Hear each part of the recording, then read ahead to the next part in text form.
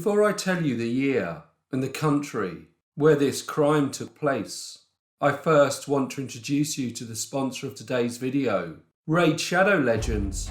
I'm sure you've heard the name, Raid Shadow Legends, but do you actually know what you're missing out on? I'm talking hundreds of champions to collect, a super in-depth RPG battle system, amazing graphics, and so much more. Raid is fantastic, with over 700 unique champions and counting. Unlike other games, there's plenty to do, with 12 imposing dungeons to conquer, or if you prefer, you can battle against players from around the world in 3 exciting PvP models, including real-time live arena. One great thing about Raid is that it's constantly evolving, with new modes to make its world even better. Raid is also a worldwide phenomenon, with over 400 million players in 190 plus countries. And you can join them today. Right now, the limited series is underway, so be sure to check it out. There's also a bunch of brand new content in Raid. Shadow Legends related to Call of the Arbiter, including a free legendary champion, the mighty Orc Warlord Artak. All you have to do to get him is log into Raid for 7 days, between now and July the 24th. If you haven't started playing yet, then you're missing out. Use my link in the description or scan my QR code to get insane bonuses. We are talking an epic champion, knight errant, and energy refills, skill tome, an XP booster. You can find me under the name briefcaseuk, and if you're fast enough, you can join my clan. So just hit the link in the description and I'll see you on the battlefield. Now let's go to mid-20th century New Zealand. Walter James Bolton was born on the 13th of August 1888 in the small town of Mangamahu, which was a small farming and forestry community located about 50 kilometres outside the city of Wanganui on New Zealand's North Island. He was a polite child, and after finishing school, like so many other boys at the beginning of the 20th century, he went to work on a local farm. In 1913, at the age of 25, Walter married a young lady named Beatrice Mabel Jones. They settled in Wanganui, a city that sits at the mouth of the Wanganui River, which is New Zealand's longest navigable waterway. Beatrice had 3 sisters, named Lilith, Evelyn and Florence. Life was initially good for the couple, however Beatrice was devastated by the untimely death of her sister Lilith. She passed away while still a young woman, and her actual cause of death was never established. She left behind an infant daughter named Leonie, who was then raised by one of Beatrice's other sisters, named Florence. Florence herself had experienced her own tragedy when her husband was killed while serving in World War I. Florence then later married a gentleman named William Doughty. Sadly, in 1953, he suffered a fatal heart attack, leaving Florence a widow for the second time. She and Beatrice then seemed to become even closer. However, death and tragedy did not just belong to Beatrice's side of the family. Walter also faced personal hardships of his own. His brother Thomas, who was described as feeble-minded, was institutionalised. He ultimately resided in an Auckland mental hospital until his death in 1934. His sister was also admitted to a mental institution due to suffering from chronic schizophrenia. Walter and Beatrice had 6 children together, 2 daughters named Grace and Cecile Constance, and 4 sons named James, Francis, Alan and Ian. However, throughout their marriage, Beatrice experienced poor health. In 1924, she was diagnosed with diabetes and later developed a persistent skin irritation called pruritus. For several years, she had also suffered from severe abdominal pains and vomiting. In 1928, Walter and his wife embarked on a new chapter in their lives when Walter was hired to manage a farm property known as Rust Hall, about 8 kilometres outside Wanganui. Life on Rust Hall Farm was not without its challenges. Walter, alongside his wife, faced the daily demands and hardship of managing the property, from tending the livestock to working the fields. The rural lifestyle demanded their unwavering dedication and resilience, but it was a life that Walter had become accustomed to. As time passed, the the Boltons became an integral part of the local community. They forged connections with fellow farmers, attended social gatherings, and contributed to the fabric of the area. Their commitment to Rust Hall Farm and their unwavering work ethic earned them the respect of those around them, but Beatrice continued to suffer from poor health. On the 2nd of December 1954, she contacted the doctor, describing abdominal pains and severe indigestion. The doctor was unaware what was causing her disorder. Eventually, it was thought that she may have been having problems with her gallbladder. However, a subsequent X-ray revealed that this was not the case. She returned home, but over the next 10 months, she experienced recurring bouts of vomiting and stomach pain. Again, she went to the doctor, and this time was referred to a specialist, who eventually decided to remove her gallbladder. At first, this seemed to have resolved the issue, but then her symptoms returned. She again went to hospital, and again she seemed to be getting better. Walter then agreed to have Beatrice transferred to a private hospital, and although he was not wealthy, he used the couple's life savings to fund her treatment. When Beatrice returned home, her sister Florence moved in to help. Unfortunately, her condition did not seem to improve. She still suffered from bouts of severe abdominal pain and vomiting. Eventually, she fell into a coma and was urgently readmitted to the hospital. Beatrice Bolton passed away on the 11th of July 1956. The doctors found it difficult to determine the cause of Beatrice's death and asked Walter if they may have permission to conduct a post-mortem. Of course, Walter agreed. He told the doctors that having spent all of his money on his wife's treatment, he wanted to know what had caused her death. However, the post-mortem soon revealed that Beatrice Bolton had been poisoned with arsenic. Detective Sergeant Burton Beveridge broke the news to Mr. Bolton and, along with another officer, conducted a brief search of his property. Here they discovered a packet of Young's Improved Sheep Dip, which had written on it, arsenic poison. Sheep dip is a liquid solution containing insecticide and fungicide. It is utilised by shepherds and farmers to safeguard their sheep from infestations caused by external parasites such as itch mites, blowflies, ticks and lice.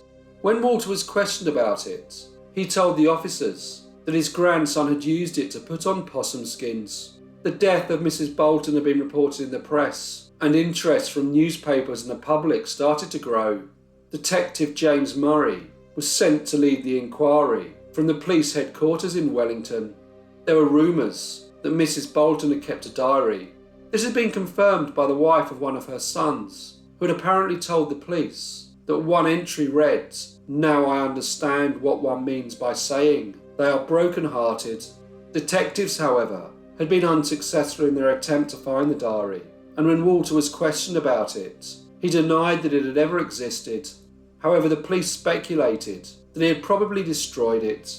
Detectives had developed a theory based on discussions with Florence Doughty. They had identified a common factor in Beatrice's vomiting episodes: tea, prepared and served by Walter. The authorities believed that Walter had been lacing the tea with sheep dip poison that had subsequently been found on the farm. They realised that during the periods that Mrs. Bolton had been in the hospital, she didn't experience any vomiting, yet upon returning home, she always began to feel unwell.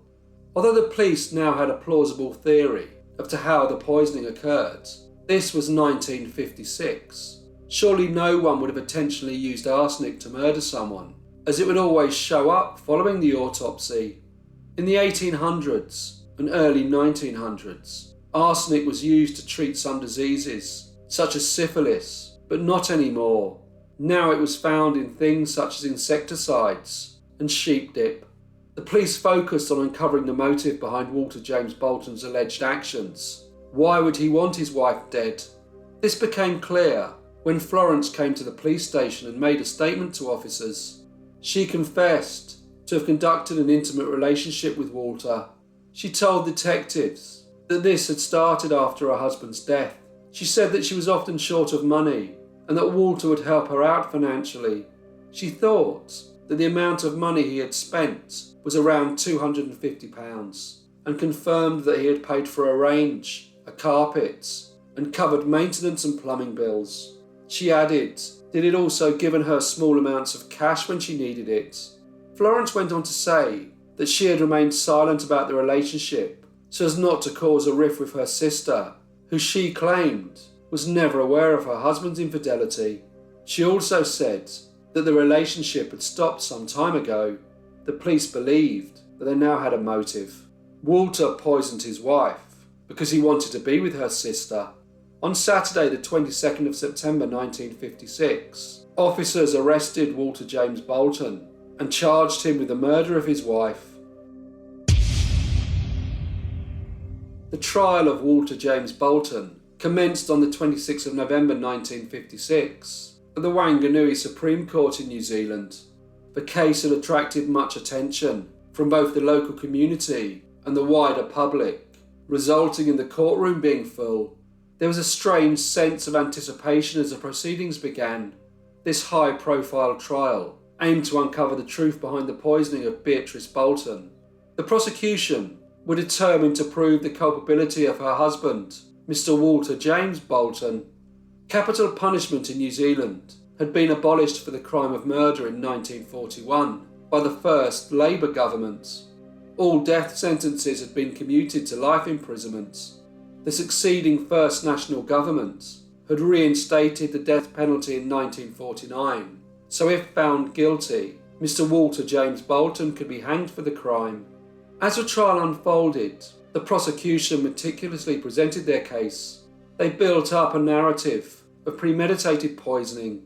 They presented evidence of the sheep dip, which contained arsenic, and told how it had been found on the farm. The prosecution called several witnesses to establish the timeline and circumstances leading up to Mrs. Beatrice Bolton's illness and subsequent death. Medical professionals testified. They spoke about her symptoms and the presence of arsenic in her organs. Their expert analysis pointed towards intentional poisoning rather than accidental ingestion. These witnesses provided valuable medical expertise and bolstered the prosecution's arguments. However, the defence contended that the evidence presented by the prosecution had failed to establish that the defendant had murdered his wife. Their theory proposed an alternative explanation for the arsenic poisoning. According to the defence lawyers, the sheep dip pit at the farm contained arsenic, which then leaked into the water supply. They argued that the Boltons' drinking water became contaminated due to the pit's proximity to a fresh water supply. The defence proposed that Beatrice's prolonged exposure to a small amount of arsenic, combined with her already weakened state, resulted in her experiencing the most severe symptoms of the Bolton household, and informed the court that tests had been conducted on the drinking water and that traces of arsenic had also been found following tests conducted on Walter and one of his daughters, although the level was deemed far too low to cause immediate concern. Contrary to the defence's assertions, the prosecution argued that the medical evidence presented had indicated that Beatrice had received a large dose of arsenic on the day before she died. Throughout the trial, both the defence and the prosecution presented their arguments based on their interpretation of the evidence. The defence emphasised the long-term exposure theory, highlighting the gradual effect of arsenic on Beatrice's health. Conversely, the prosecution relied on the notion of a significant dose preceding her demise, rejecting the possibility of accidental ingestion. These conflicting interpretations of evidence contributed to the complexities of the trial. Although the testimonies of the witnesses played a crucial role in shaping the narrative of the trial, their accounts, expertise, and personal experiences helped the jury understand the dynamics within the Bolton family and evaluate the credibility of the evidence presented by both the prosecution and the defence. Throughout the trial, the courtroom atmosphere was tense, filled with emotional testimonies and heated cross-examinations. However, it was a testimony of Beatrice's sister, Mrs. Florence Doughty, that seemed to cause the most reaction in the court. She revealed that she had been engaged in an improper relationship with her sister's husband, the defendant, Mr. Walter James Bolton. She also told of how she had moved to the farm to assist Beatrice, and that after her death, she destroyed her sister's diary at the request of Walter.